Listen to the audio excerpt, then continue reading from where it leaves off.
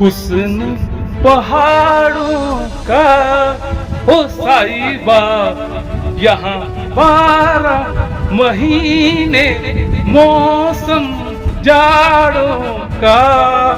गा तो दिया भैया गाना, कहीं कॉपीराइट ना जाए। नमस्कार दोस्तों, मैं हूं फतेह और आप देख रहे हैं मेरा YouTube चैनल फतेह संग यात्रा। चलिए मेरे साथ एक और यात्रा पर, एक और ट्रैक पर। और वो ट्रैक है, आपने पीछे देख के अंदाजा लगा ही लिया होगा, और वो ट्रैक है गंगोत्री से गोमू तक जी का, जहां से हमारी माँ भगीरथी जी निकलती हैं। हे गंगा मैया, तेरे चरणों में आ गया हूँ,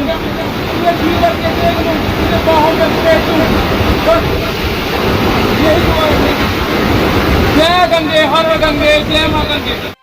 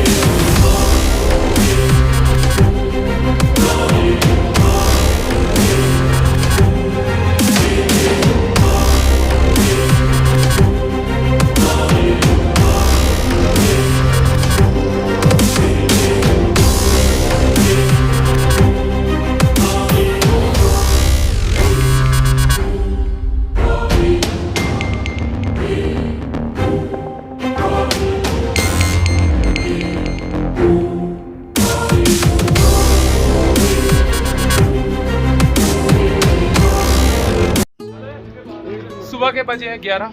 यात्रा की शुरुआत मैं करने जा रहा हूँ। यह पीछे मेरा होटल था, मंदाकिनी होटल। यहीं से रास्ता जाता है, देखिए आप मेरे पीछे। यह जो ऊपर ट्रैक जा रहा है, यही गोमुख और तपोवन की तरफ जा रहा है। यात्रा शुरू करने लगा हूँ मैं। चलिए आप भी मेरे साथ यात्रा की शुरुआत करते हैं। मौसम बिल्कुल साफ है। यात्रा की शुरुआत मैंने अपने साथियों के साथ शुरू कर दी है। देखिए मेरे साथी, जय गंगे मैया। वैसे तो हमने ये यात्रा सुबह 6 बजे शुरू करनी थी, पर कुछ दिनों से मौसम खराब था, जिस कारण 2-3 दिनों से यह यात्रा बिल्कुल बंद कर दी गई थी वन विभाग की तरफ से।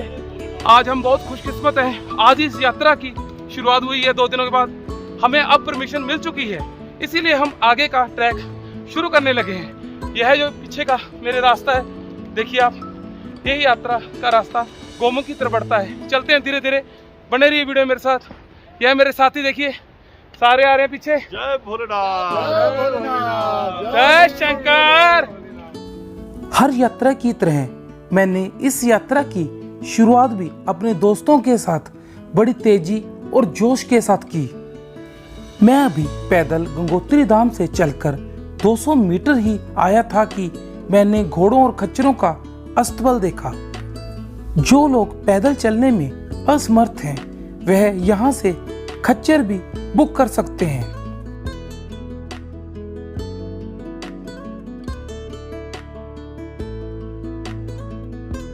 ये चलते हुए मेरे रास्ते में यह जो स्थान है, इस स्थान से आप घोड़े बुक कर सकते हैं, पर घोड़ा सिर्फ भोजवासा तक ही जाता है।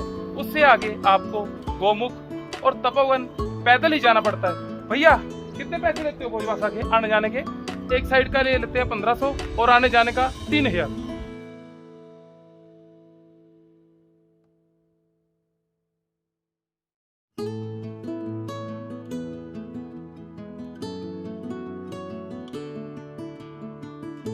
यह नीचे जो आपको लाइन में खड़े यात्री दिखाई दे रहे हैं, यह सभी माता गंगोत्री जी के दर्शन करने जा रहे हैं। आज शुक्रवार होने के कारण बहुत ही ज़्यादा भीड़ हो चुकी है, क्योंकि अब 2 दिन शनिवार और इतवार को छुट्टियां हैं। इसलिए मैंने आज गंगोत्री से कनखू जाना है। सबसे पहले जो मेरे रास्ते में आएगा, जहां पर मेरा परमिट भी चेक होगा, और उससे आगे मैंने चिड़वासा, फिर चिड़वासा से भोजवासा जाना है। इस तरह 7 और 2 9, 9 और 5 13 किलोमीटर का पैदल सफ़र तय करके आज मैंने अपना पहला स्टॉपेज भोजवासा में रुकना है। ये देखिए लिखा है गंगोत्री गोमुख पैदल मार्ग पर पॉलीथीन लेकर जाना वर्जित है। वहाँ पर आगे चलकर हमारी चेकिंग भी होनी है, पर ऐसे पॉलीथीन हमें लेकर भी नहीं जाने चाहिए, क्योंकि यह हमारे वातावरण को प्रदूषित करते हैं। तकरीबन गंगोत्री जी से मैं पैदल चलकर 1 किलोमीटर ऊपर पहुंच चुका हूं। देखिए आप मेरे पीछे वो नज़ारे, ये सारे बर्फ के पहाड़, ये हिमालय क्षेत्र है। बहुत ही ज़्यादा सुंदर नज़ारे हैं। देखिए आप मेरी तरफ, नज़ारे बहुत ही ज़्यादा सुंदर हैं। प्रकृति की गोद में इतना सुंदर नज़ारे हैं जिनको मन बार बार कर रहा है कि देखता ही जाऊं। इस गोमुख ट्रैक की खास बात यह है कि हमें शुरू से ही जो व्यू दिखाई देते हैं वे देखने में बहुत ज्यादा सुंदर हैं।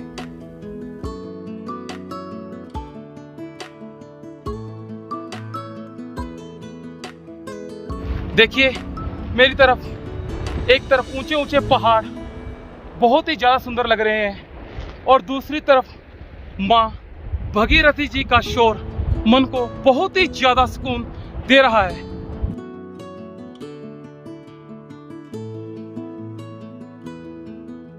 ये देखिए मेरे पीछे लिखा हुआ है कि कोई भी व्यक्ति अगर बिना अनुमति के इस क्षेत्र में पाया गया तो उसके विरुद्ध वन्य जीवन संरक्षण अधिनियम 1972 यथा संशोधन 2006 के तहत या तो 3 साल की सजा और या 25,000 रुपये जुर्माना देना पड़ेगा।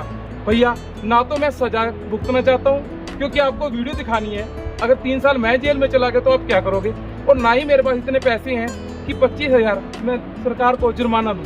इसलिए अनुमति लेके चले, मेरी तरह पूरी परमिशन लेके चले, फिर यह ट्रैक करें। यह देखिए मेरे पीछे जिस तरह डस्टबिन लगा हुआ है, इस तरह के डस्टबिन जगह जगह पर रखे हुए हैं। इसीलिए आपसे मेरी दिल से विनती है कि आप कोई भी प्लास्टिक और खाली बोतल जगह जगह पर मत फेंकिए, इस डस्टबिन में ही डालिए।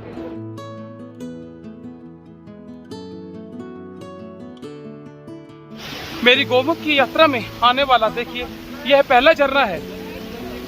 ये इस ट्रैक में आपको ज़्यादा पानी कैरी करने की जरूरत नहीं है। आप एक खाली बोतल रखिए और उसको जहाँ पे भी आपको पानी मिले उसको रिफिल करते रहें। इस ट्रैक में पानी की कोई कमी नहीं है।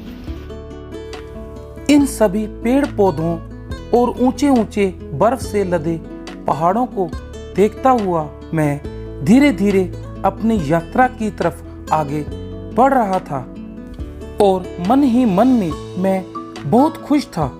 उसका कारण यह था कि मौसम बहुत ही खुला और शानदार था, जो कि मेरी आगे की यात्रा के लिए बहुत अच्छा संकेत था।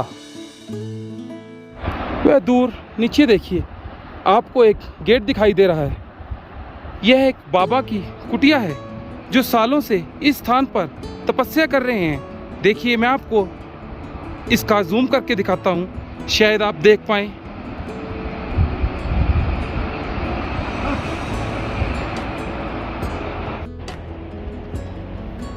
जय भोले, जय गंगा मैया की, जय गंगा मैया की। ये गोमुख की यात्रा के रास्ते में मुझे साथी मिले हैं। ये मेरे भाई साहब, ये कहाँ से है भाई साहब? गुजरात से। गुजरात से हैं। यस। चलते हैं साथ साथ इकट्ठे, ऐसी यात्रा का सफर निकल जाएगा आनंद से। यस। एक और मेरे साथी आ रहे हैं, ये यहीं गढ़वाल से हैं। ये भी मुझे यात्रा के ट्रैक में ही मिले हैं। अगर आप यह यात्रा केवल गोमुख तक करते हैं तो सिर्फ आपको ऑनलाइन परमिट की आवश्यकता होती है, और अगर आप यह तपोवन और नंदनवन आगे जाते हैं तो उसके लिए आपको एक कंपनी भी हायर करनी पड़ती है, जिसके लिए आपको टूर पैकेज लेना पड़ता है। उसमें खाना, रहना, टेंट सभी उनकी जिम्मेवारी ही होती है, और वह इसलिए है क्योंकि गोमुख के आगे का जो रास्ता है वह अत्यधिक कठिन है, और इस टूर पैकेज का रेट 11,000 से लेकर 15,000 के बीच में रहता है, और वह आपकी सुविधा और खाने पीने के हिसाब से है। ये देखिए इस गोमुख के ट्रैक में यहाँ पर भालू, भाल, भेड़ आदि और कई तरह के जानवर मिलते हैं। गोमुख मार्ग पर पॉलिथीन लेकर जाना बिल्कुल वर्जित है। यहाँ पर हमारी चेकिंग भी होगी। गंगोत्री राष्ट्रीय उद्यान प्रवेश द्वार पर मैं पहुंच चुका हूं। देखिए यहाँ पर बोर्ड लगा हुआ है, एंट्री फीस पर पर्सन 150 रुपया, और अगर हम वो 2 दिनों के लिए वैलिड है। अगर हम इससे ज़्यादा दिन लगाते हैं तो पर व्यक्ति 1 दिन का 50 रुपये लेते हैं, और फोटोग्राफी और कैमरे की फीस 500 रुपये है। अगर आप इंडियन नहीं है तो 1500 रुपये, और बाकी आप अगर टेंट लेकर जा रहे हैं तो उसकी फीस 100 रुपया पर डे है। Welcome to Gangotri national park. Gangotri national park में आप सभी का स्वागत है। यहाँ पर देखिए एक मंदिर ही भी है, श्री श्री 1/8 सांकेतवाद श्री महात्मा गंगादास जी फलहारी बाबा आश्रम। अब मैं आपको जो मंदिर दिखाने जा रहा हूँ यह कनखू में है। यह श्री रामचंद्र जी का मंदिर है। इससे पहले आपको किसी ने भी इस मंदिर के दर्शन नहीं करवाए, क्योंकि इस मंदिर में दर्शन करने बहुत ही कम यात्री जाते हैं। मंदिर में भगवान कृष्ण जी और शालग्राम जी की प्रतिमाएं भी रखी हुई हैं। भले ही मंदिर के अंदर जो राम परिवार स्थापित किया हुआ है उसका आकार छोटा है, पर वह मूर्तियां बहुत ही ज्यादा सुंदर हैं। मंदिर में दर्शन करने के पश्चात मैं वापस चेक पोस्ट वाली जगह पर आ गया, क्योंकि जो परमिशन मैंने ऑनलाइन निकलवाई थी उसकी इस जगह पर मेरी चेकिंग भी होनी थी। एक बात मैं आप सभी को बता देता हूँ कि परमिशन के बिना इससे आगे कोई नहीं जा सकता। गोमुख जी की यात्रा में चलते समय आप एक लाठी जरूर ले लें, क्योंकि यह आपको किसी जानवर से भी बचाती है और थोड़ा बहुत चलने में सहारा भी देती है, क्यों इसका इस यात्रा में काफ़ी बड़ा योगदान होता है। इसीलिए आप लाठी जरूर ले लें। मैं इन सुंदर नज़ारों, ऊंचे ऊंचे पहाड़ और वृक्षों और पेड़ पौधों को देखता हुआ अपनी यात्रा की तरफ धीरे धीरे आगे बढ़ रहा था। यह ऐसे सुंदर लम्हे थे जिन्हें मैं कभी नहीं भूल सकता था। यह रास्ते में चलते हुए मुझे मेरे YouTube चैनल की वीडियो देखने वाले मिले हैं मिलियन से। क्या नाम है आपका भाई? मेरा नाम है जी अशोक शर्मा फ्रॉम चंडीगढ़। अच्छा, आप मेरी वीडियो देखते हैं, सब्सक्राइब भी किया हुआ है? मैं सर आपकी वीडियो भी देखता हूँ और शुरू से मैंने आपको सब्सक्राइब किया हुआ है। बहुत बहुत धन्यवाद। और आपकी वीडियो तो मेरे को बहुत अच्छी लगती है। अच्छा। सो प्लीज़ जो भी इस वीडियो को देख रहे हैं तो इनके चैनल को सब्सक्राइब, शेयर, कमेंट और लाइक जरूर करें। अच्छा, ये है निर्मल आनंद। थक गए थोड़ा सा चल के, 3 किलोमीटर ऊपर पैदल हम आ चुके हैं।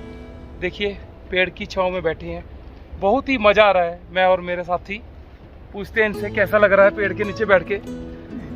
बहुत मज़ा आ रहा है, क्योंकि धूप बहुत आज 3 दिन बाद मौसम खुला है और धूप निकली है। ऐसा तो हमारे एसी के नीचे बैठकर नहीं आता जितना यहाँ आनंद आ रहा है। बिल्कुल सही बात पानी है। पीते हैं, फिर बढ़ते हैं धीरे धीरे आगे। ये सुनिए आपने आवाज, कितनी प्यारी लग रही है। इस पहाड़ियों में ऐसी आवाजें पता नहीं किस किस पक्षी की सुनाई देती रहती हैं, जो मन को बहुत ही ज्यादा सुकून देती हैं। सुनिए आप भी। यह देखिए रास्ते में चलते हुए हमें 2 रास्ते दिखाई दिए, एक नीचे की तरफ जा रहा है और एक ऊपर की तरफ। ऊपर वाला रास्ता ब्लॉक हो चुका है, हमने नीचे वाले रास्ते की तरफ जाना है। इसलिए आप भी बहुत ध्यान से देखकर आगे समझ कर चले, नहीं तो आप इस पहाड़ी क्षेत्र में गुम भी हो सकते हैं। इस गोमुख जी की यात्रा के रास्ते में हमें कई झरने भी क्रॉस करने पड़ते हैं, जिन्हें मैंने बड़ी सावधानी पूर्वक और बड़े ध्यान से क्रॉस किया, क्योंकि मेरे द्वारा की गई एक छोटी सी गलती भी बहुत बड़ी बन सकती थी। मैं जैसे जैसे अपनी यात्रा की तरफ आगे बढ़ रहा था, वैसे वैसे वृक्ष कम होते जा रहे थे, और जो पहले मुझे बर्फ के पहाड़ काफी दूर दिखाई दे रहे थे, वह मेरे नजदीक आते जा रहे थे, जो देखने में अत्यधिक सुंदर लग रहे थे।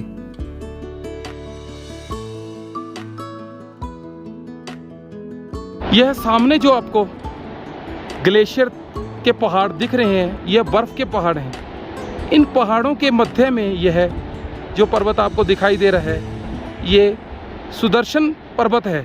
मैं आपको जूम करके दिखाता हूँ, देखिए आप बड़े ध्यान से देख पाएंगे।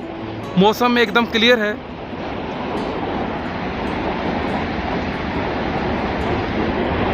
यह देखिए पीले पीले सुंदर सुंदर फ्लावर और माँ भागीरथी का शोर और कुछ चलते हुए ट्रैकर्स, कच्चे पथरीले रास्ते और ये ऊंचे ऊंचे हिमालय क्षेत्र के बर्फ के पहाड़ और मैं आपका फतेह। यह मेरे पीछे देखिए पक्का शेड बना हुआ है, यह फॉरेस्ट डिपार्टमेंट की तरफ से बना हुआ है। जिस टाइम बारिश होती है, जहाँ कभी यात्री वगैरह थक जाते हैं तो यहाँ पर वह विश्राम करते हैं। देखिए पीछे काफ़ी यात्री विश्राम भी कर रहे हैं उस शेड के नीचे। अब हम बात करते हैं कि गोमुख यात्रा पर जाते समय जिस परमिट की ज़रूरत होती है वह कैसे मिलता है। यह परमिट आप ऑनलाइन भी अप्लाई कर सकते हैं, जिसका लिंक मैं डिस्क्रिप्शन में दे दूंगा। और यह परमिट आप उत्तरकाशी में आकर भी बनवा सकते हैं। और यह परमिट गंगोत्री में भी बनता है, पर वहाँ पर आपको समय लग सकता है। इसीलिए आप अपना परमिट पहले ऑनलाइन ही बनवा के आइए। मैंने अपना परमिट ऑनलाइन ही निकाला है, जिसका लिंक मैं डिस्क्रिप्शन में आपको दे दूंगा, जिससे आप वह परमिट निकाल सकते हैं।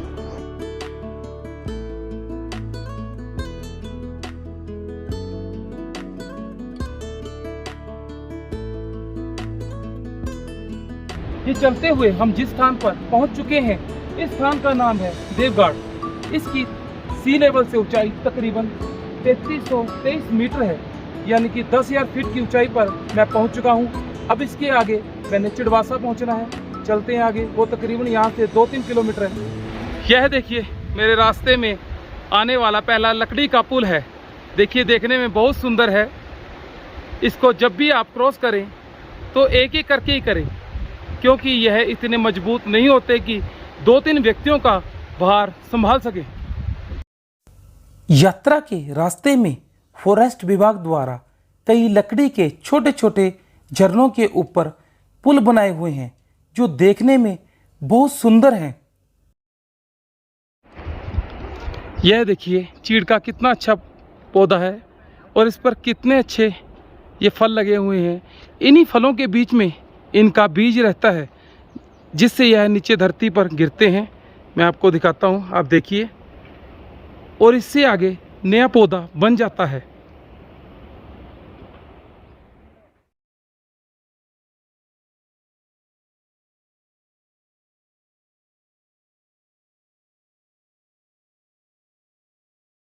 यह मेरे पीछे जो आपको टीन की हरे रंग की झोंपड़ी दिखाई दे रही है, यह फॉरेस्ट विभाग द्वारा बनाई गई है, ताकि जब बारिश हो तो यात्री इसमें कुछ देर विश्राम कर सकें। काफ़ी अच्छी व्यवस्था की हुई है उन द्वारा। अब यहाँ से जो रास्ते आगे हैं वह काफ़ी नैरो हैं। देखिए आप, जो छोटे छोटे हैं, इसकी एक तरफ देखिए कितनी बड़ी खाई है। यहाँ से बड़े ध्यान से देख के चलना पड़ता है। देखिए मैं आपको पत्थर गिरा के दिखाता हूँ। एक बार गिरे तो सीधे भोलेनाथ के पास ही पहुँचेंगे। यात्रा के रास्ते में मैंने काफी दूर ऊपर एक बर्ल का जोड़ा भी देखा। दूर से ही देखने में यह बहुत सुंदर लग रहे थे। मेरे गाइड ने मुझे बताया कि यह बहुत ही कम लोगों को दिखाई देते हैं। यह देखिए मेरी बाईं तरफ ऊंचे ऊंचे पथरीले पहाड़ और मेरे राइट हैंड माँ भागीरथी का शोर। देखने में पहाड़ और सुनने में शोर बहुत ही ज़्यादा सुंदर लग रहा है। और सामने देखिए हिमालय क्षेत्र में बर्फ़ के ग्लेशियर कितने सुंदर लग रहे हैं। इस गोमुख के ट्रैक के जो स्टार्टिंग के व्यू ही हैं वो बहुत ही ज़्यादा सुंदर हैं, जिसको मैं अपने शब्दों में बयान नहीं कर सकता। आप खुद ही देखिए कितने सुंदर व्यू हैं। बर्फ़ से लदी हुई पहाड़ियाँ कितनी सुंदर लग रही हैं। इस यात्रा के ट्रैक में आपको ज़्यादा पानी कैरी करने की कोई आवश्यकता नहीं है। देखिए जगह जगह पर इतने ऊंचे और सुंदर बहुत ही विशाल झरने हैं। आप एक बोतल रखिए, उसको जहाँ पर आपको पानी मिले वैसे रिफिल करते रहिए।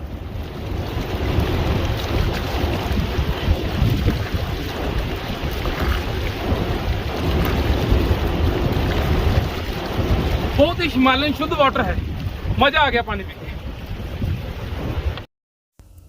रास्ते में चलते हुए बहुत से जगह ऐसी भी हैं जहां पर पहाड़ों को काट काट कर चलने के लिए रास्ता बनाया हुआ है, जो देखने में अत्यधिक सुंदर लगता है।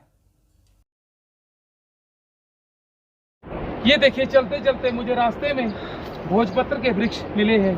देखिए मैं आपको उतार के दिखाता हूँ थोड़ा सा। ये भोजपत्र के वृक्ष हैं। इनको मैं अपनी लाइफ में दूसरी बार देख रहा हूँ। पहली बार मैंने देखे थे लक्ष्मीवन सतोपंथ की यात्रा में। इस पर हमारे वेद, पुराण, महाभारत इसी पर लिखे गए थे।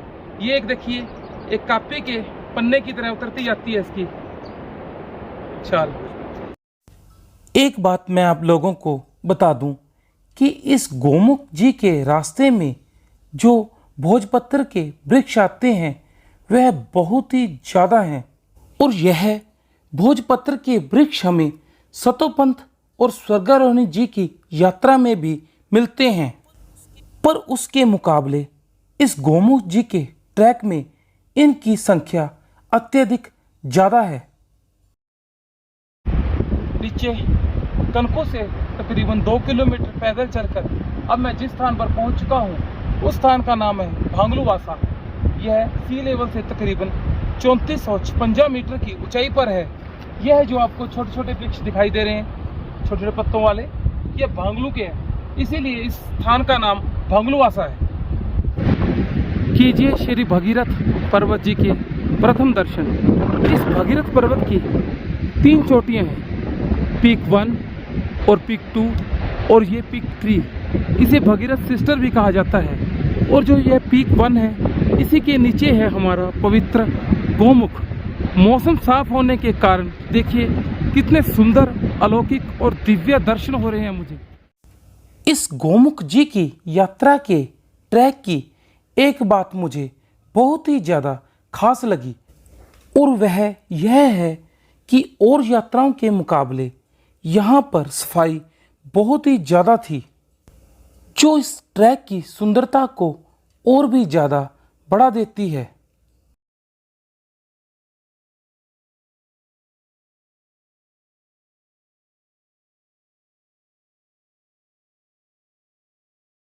जय शंकर, जय शंकर, हर हर महादेव, हर महादेव। ये अपने साथियों के साथ पहुंच चुका हूं गंगोत्री से 9 किलोमीटर का सफ़र तय करके चिड़वासा।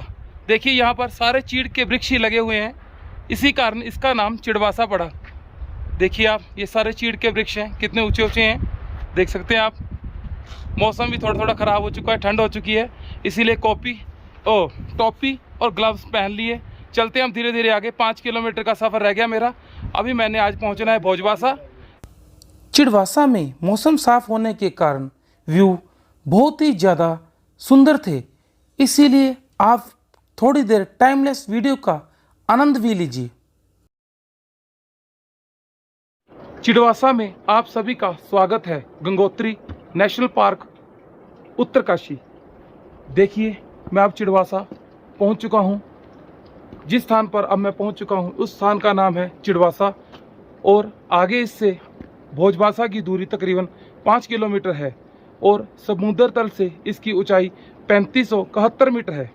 गंगोत्री से पैदल 9 किलोमीटर का सफ़र तय करके अब मैं चिड़वासा पहुंच चुका हूं। देखिए मेरे पीछे ये बेड लगे पड़े हैं, यहाँ पर प्रति मेंबर 300 रुपया ले रहे हैं भैया, ये मेरे पीछे खड़े हैं।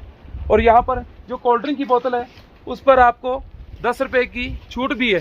अगर आप बार कोड कहीं भी गंगोत्री में या ऊपर जमा करवाते हैं तो आपको 10 रुपये भी छोड़े जाएंगे। और यहाँ पर मैगी का पैकेट है 100 रुपये का, और चाय कितने की भैया?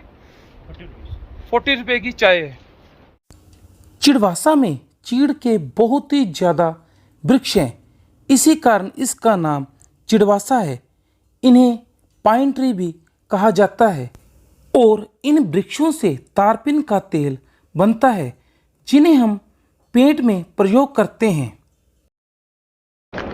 मौसम साफ होने के कारण देखिए भागीरथी पीक 1, पीक 2, पीक 3 बिल्कुल साफ दिखाई दे रही हैं क्योंकि मौसम इतना साफ है, इसलिए ये इसके इतने अच्छे दर्शन हो रहे हैं और धूप पड़ने के कारण यह चमक भी रहा है।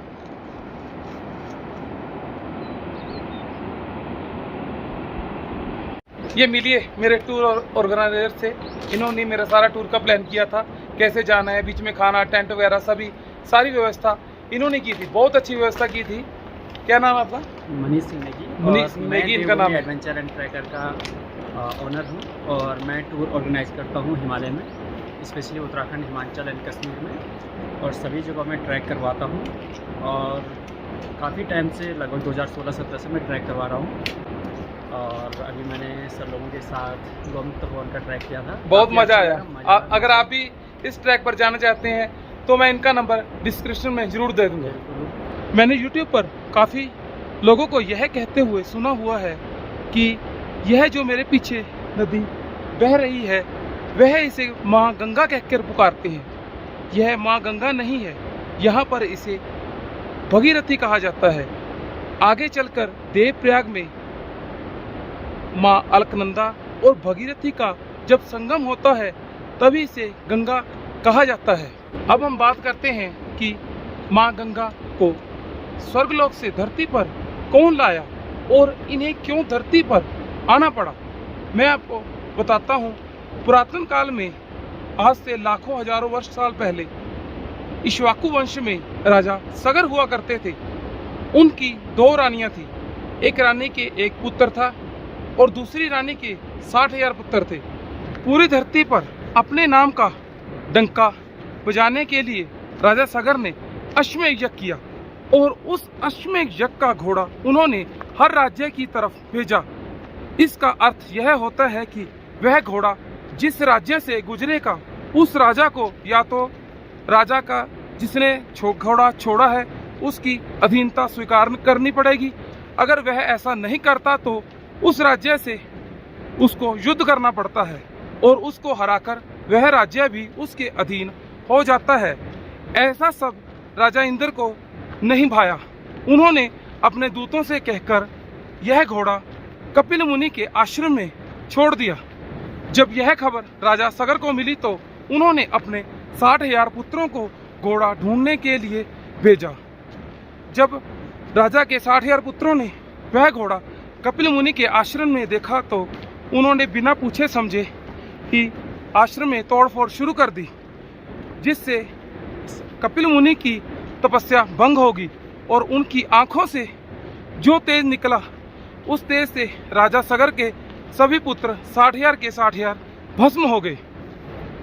तब उसके पश्चात राजा सगर ने अपने शेष बचे एक पुत्र को कपिल मुनि से क्षमा मांगने के लिए भेजा।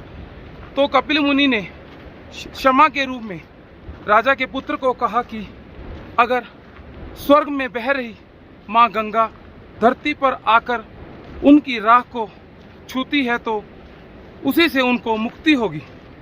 राजा सगर की मृत्यु के पश्चात उनके पुत्र अंशुमान ने भी माँ गंगा को धरती पर लाने के लिए बहुत कठिन तपस्या की, परंतु माँ गंगा धरती पर नहीं आई। और अंशुमान के पुत्र राजा दिलीप ने भी इसी तरह बहुत वर्षों तक बहुत कठिन तपस्या की, परंतु दूसरी पीढ़ी में भी माँ गंगा खुश नहीं हुई और धरती पर नहीं आई। इसी तरह राजा दिलीप के पुत्र भगीरथ जी ने बहुत वर्षों तक तपस्या की और भगीरथ जी की तपस्या से माँ गंगा खुश होगी और धरती पर आने के लिए मान गई। पर उन्होंने भगीरथ से कहा कि उनका वेग इतना तेज है, अगर वह स्वर्गलोक से धरती पर आती हैं तो धरती फट जाएगी या धरती पाताललोक में चली जाएगी। तो उन्होंने उसे शिव भगवान की तपस्या करने के लिए कहा। तो राजा भगीरथ ने शंकर भगवान की एक अंगूठे पर खड़े होकर बहुत वर्षों तक तपस्या की, जिससे कि भगवान शंकर प्रसन्न हुए और उन्होंने माँ गंगा को अपनी जटाओं में धारण किया और उसके पश्चात फिर माँ गंगा धरती पर आई। जैसे ही माँ गंगा की धारा उनके वंशज में उनकी राख पर पड़ी तो उनको मुक्ति मिली। इसी कारण इन्हें भगीरथी गंगा भी कहा जाता है।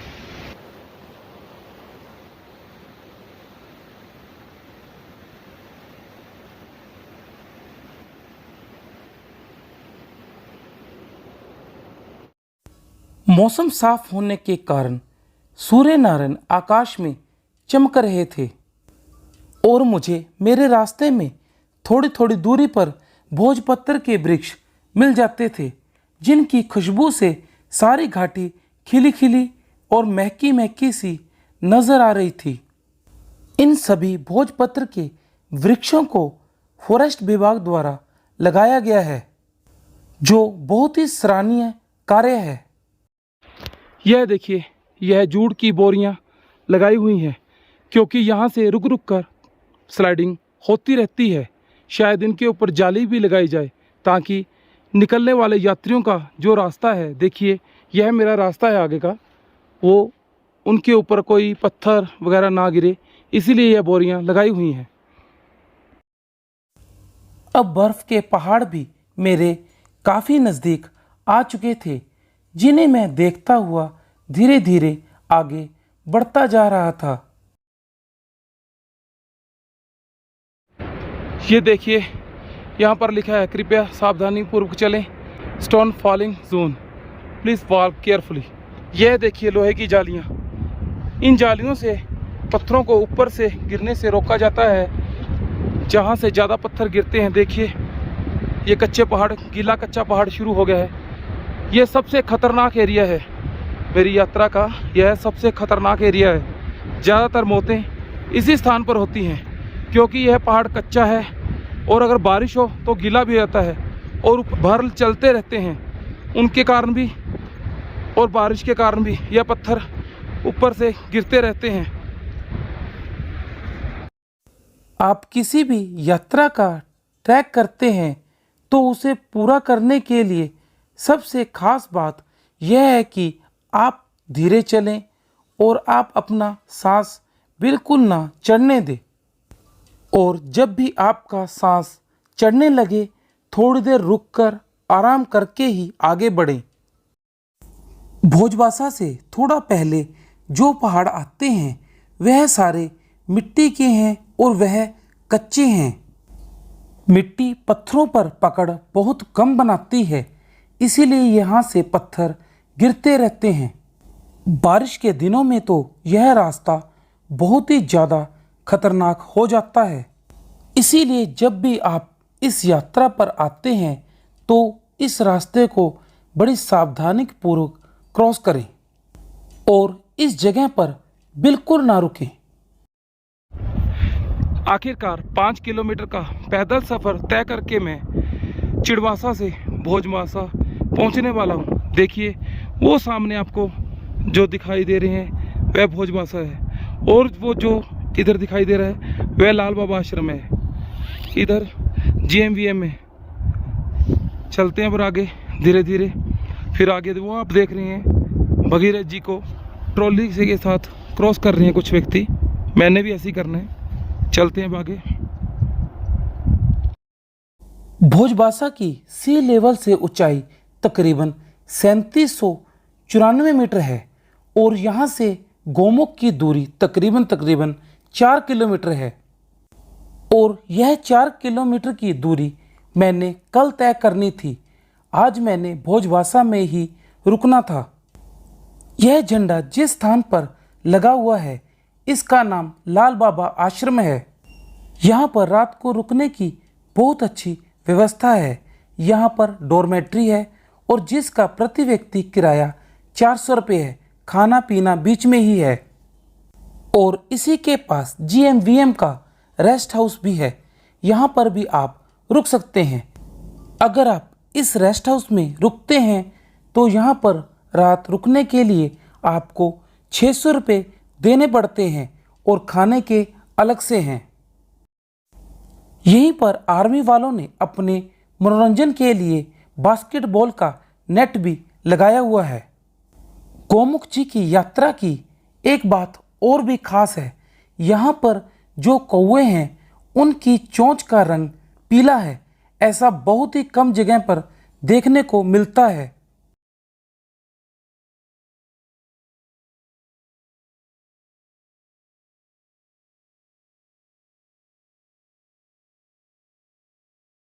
श्री गंगोत्री धाम से पैदल चलकर मैं तकरीबन 3:30 बजे भोजबासा पहुंच गया था, जिस कारण मुझे इधर उधर घूमने और पहाड़ों को देखने का काफ़ी समय भी मिल गया था। परंतु शाम होते ही बहुत ठंड हो गई थी, हवा भी बहुत ठंडी चल रही थी, जिस कारण मैंने अपने पोर्टरों के साथ मिलकर अपना और अपने साथियों का टेंट भी लगवाया।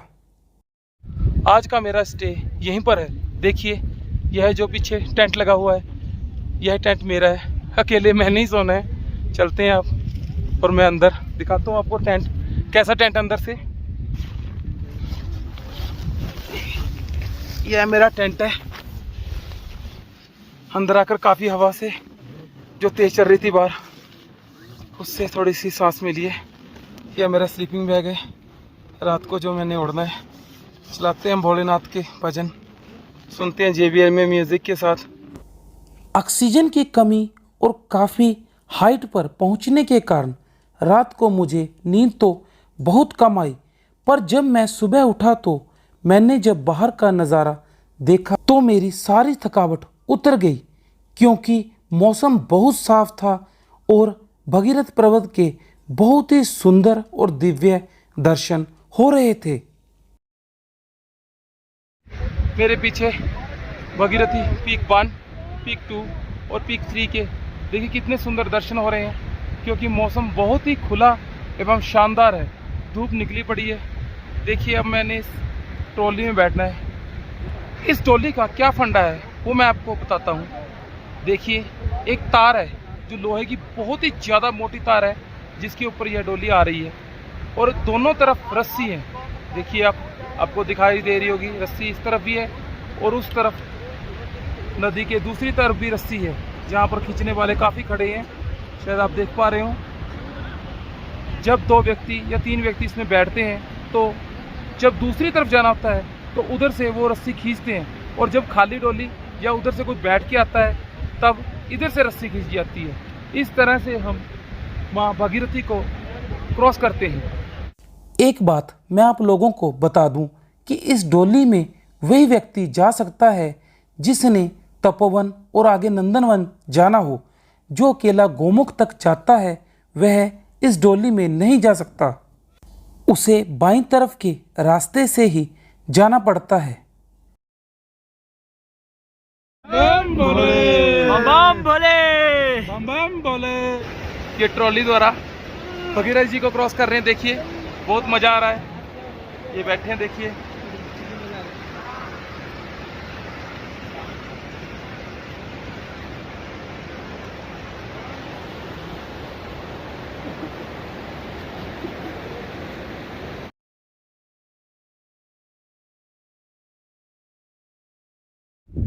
जैसे जैसे मैं ऊपर की तरफ बढ़ता जा रहा हूँ, थकान के साथ ऑक्सीजन की भी बहुत कमी होती जा रही है, क्योंकि देखिए मेरे पीछे कोई भी पेड़ पौधा नहीं है, आप देख सकते हैं। इसीलिए ऑक्सीजन की भी काफ़ी कमी हो चुकी है। ये रास्ते में गंगा तुलसी मिली है। सुना है गंगा तुलसी को सूंघने से ऑक्सीजन में हुई कमी पूरी हो जाती है। सूंघता हूँ, वाह, इसकी खुशबू भी बहुत अच्छी है। भोजबासा से जो आगे का रास्ता है वह थोड़ा कठिन है। रास्ते में बहुत बड़े बड़े पत्थर पड़े हैं, जिस कारण आगे का रास्ता बिल्कुल भी दिखाई नहीं देता। यह जो मेरे पीछे आपको रेत दिखाई दे रही है, देखिए ऐसे लग रहा है कोई सूखी हुई नदी हो, लेकिन जब बारिश के दिन होते हैं तो यहाँ पर लपालप पानी भरा होता है। चलना भी बहुत ज़्यादा मुश्किल हो जाता है। भोजबासा से जैसे ही हम ट्रॉली द्वारा माँ भगीरथ जी को क्रॉस करते हैं तो उसके बाद पेड़ पौधे बिल्कुल ख़त्म हो जाते हैं और जो यहाँ के व्यू हैं वो पहले के व्यू से बिल्कुल अलग थे। मुझे मेरे सिवा और कोई भी यहाँ पर दिखाई नहीं दे रहा था। मौसम इतना साफ था कि मुझे भगीरथ पर्वत और शिवलिंग पर्वत के बिल्कुल साफ दर्शन हो रहे थे। यह घेरे में जो आपको पर्वत दिखाई दे रहा है, इसे ही शिवलिंग पर्वत कहते हैं। काफ़ी बढ़िया मौसम होने के कारण मैंने थोड़ी टाइमलैप्स वीडियो भी बनाई। आप लोग भी इस वीडियो का कुछ देर आनंद लीजिए।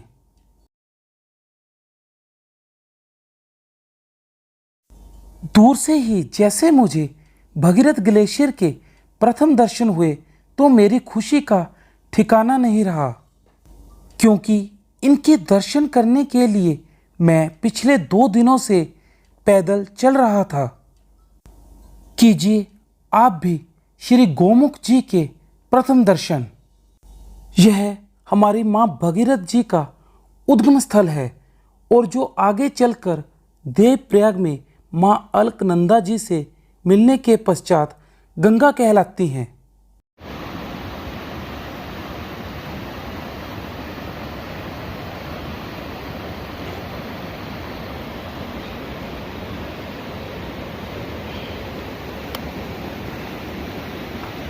गोमुख जी पर एक बहुत बड़े ग्लेशियर का टुकड़ा मेरी तरफ आ गया था, जिससे मैंने थोड़ा पीछे हटकर अपनी जान भी बचाई। परंतु ऐसे ग्लेशियरों का टूटना तो इन स्थानों पर आम बात है। गोमुख ग्लेशियर दूसरा सबसे बड़ा ग्लेशियर है आफ्टर सियाचिन, और यह तकरीबन 24 से 25 किलोमीटर लंबा है और तकरीबन 4 किलोमीटर चौड़ा है। गोमुख ग्लेशियर 3 ग्लेशियरों का समूह है। इसकी दाईं ओर कीर्ति ग्लेशियर, बाईं ओर चतुरंगी और रक्तवन ग्लेशियर है। यहाँ गोमुख पर कुछ अद्भुत सा अनुभव है। वो कहते हैं ना, गंगा तेरा पानी झरझर बहता जाए, और यही झरझर बहता पानी इस ग्लेशियर के मुख से, इस गोमुख के मुख से बह रहा है। और देखिए, मुख आपके समीप है और मैं इसके इतने करीब हूँ। सच में मैं अपने आप को बहुत भाग्यशाली समझता हूँ जो मैं यहाँ तक पहुँच पाया।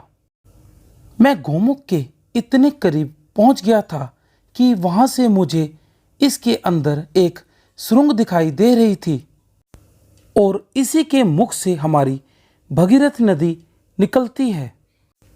इससे पहले आपको किसी ने भी इतने करीब से गोमुख के दर्शन नहीं करवाए।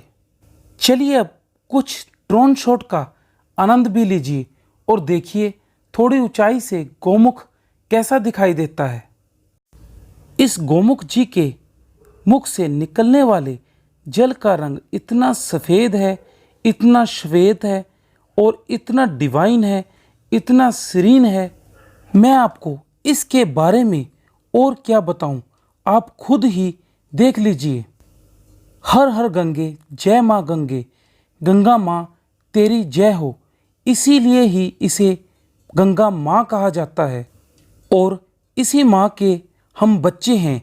लेकिन अगर हम इस गंगा माँ को मैला ना होने दें तो हम इस गंगा माँ के लायक बच्चे कहलाएंगे। प्रसाद के रूप में मैं यहाँ से भगीरथ जी का जल अपने घर के लिए भी लेकर आया था। पानी बहुत ज़्यादा ठंडा है, हाथ मेरे सुन्न हो चुके हैं, इसलिए स्नान का तो कोई दुख बनता नहीं, सिर्फ मुँह हाथ ही धोऊंगा।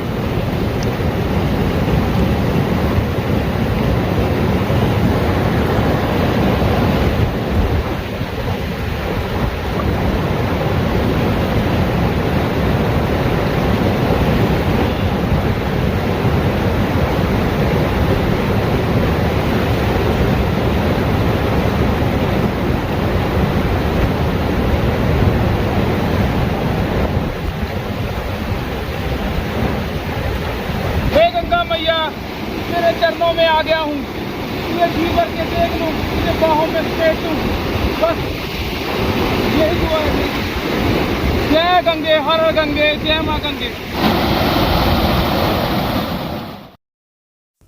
गोमुख से पहले यह जो वीडियो में आपको रास्ता दिखाई दे रहा है, यह कोई आम रास्ता नहीं है, बल्कि यह सारे ग्लेशियर हैं और ग्लेशियर के ऊपर लाखों टन मिट्टी और पत्थर पड़े हैं। इन्हीं के ऊपर चलकर हम गोमुख के पास पहुंचते हैं। यह कब टूट जाए इसका किसी को कोई ज्ञान नहीं है। मैं भोजबासा से चलकर तकरीबन दोपहर के 12 बजे गोमुख पर पहुंच गया था। मैं गोमुख जी पर तकरीबन 3 घंटे रुका था और यह 3 घंटे कब व्यतीत हो गए मुझे पता ही नहीं चला। शाम होने को थी, इसलिए ठंड भी हो चुकी थी और हवा भी बहुत तेज चल रही थी। कहने को तो कहें, अब मेरी यहाँ से वापस जाने की घड़ी आ गई थी, क्योंकि अब मेरी गोमुख जी की यात्रा निर्विघ्न संपूर्ण हो चुकी थी। ना चाहते हुए भी मैंने यहाँ से वापसी की तैयारी शुरू कर दी। इसी के साथ मेरी गंगोत्री से गोमुख की यात्रा निर्विघ्न संपूर्ण हुई। अगर आप मेरे चैनल पर नए हैं तो मेरी वीडियो को लाइक करें, शेयर करें और मेरे चैनल को सब्सक्राइब अवश्य करें।